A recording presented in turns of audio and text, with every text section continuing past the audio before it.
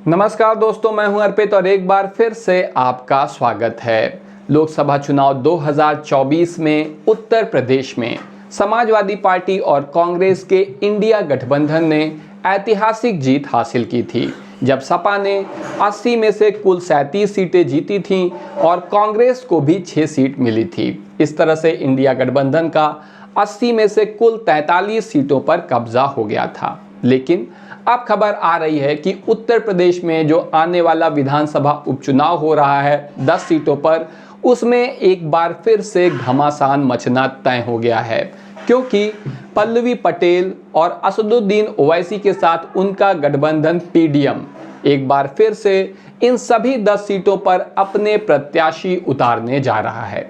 पिछले लोकसभा चुनाव में भले ही पल्लवी पटेल की पार्टी को 28 जिन सीटों पर उन्होंने उम्मीदवार उतारे थे, उनमें से एक भी सीट नहीं मिली थी और ज़्यादातर प्रत्याशियों की तो जमानत भी जब्त हो गई थी।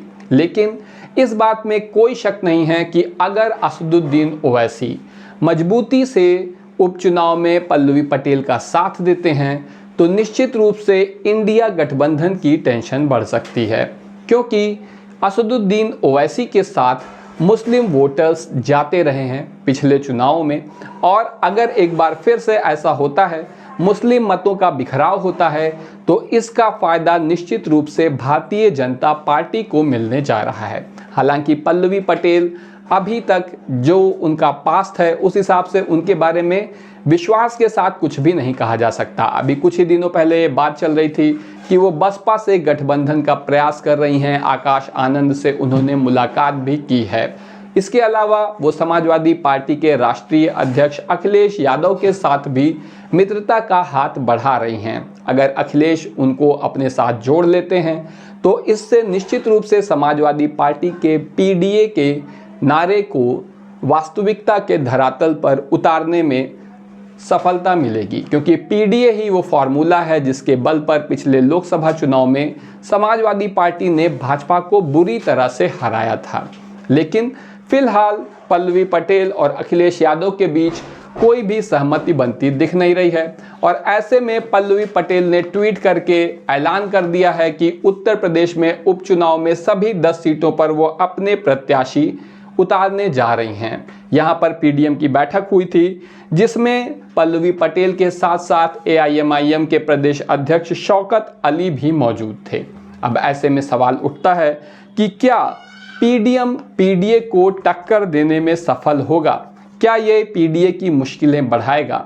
इसका जवाब आने वाला समय ही देगा। लेकिन जिन सीटों पर उत्तर प्रदेश में उपचुनाव होने हैं वो है करहल, सीमा मऊ, कटहरी, कुंदरकी, खैर, मिल्कीपुर, फूलपुर, गाजियाबाद, मझवा और मीरापुर। इन सीटों पर अगर पीडीएम की एंट्री होती है तो निश्चित रूप से इंडिया गठबंधन की टेंशन बढ़ सकती है। लेकिन ये जो 10 सीटें हैं, इसमें से 2022 के विधानसभा चुनाव में 5 सीटों पर सपा जीती थी। इसके अलावा राष्ट्रीय लोकदल को भी 1 सीट मिली थी, भाजपा को 3 सीटों पर जीत मिली थी और भाजपा के सहयोगी दल निषाद पार्टी को भी 1 सीट मिली थी। ऐसे में पल्लवी पटेल का क्या भविष्य है? समाजवादी पार्टी के राष्ट्रीय अध्यक्ष अखिलेश यादव से उनकी नाराजगी उन्हें कहां पर लेकर जाएगी?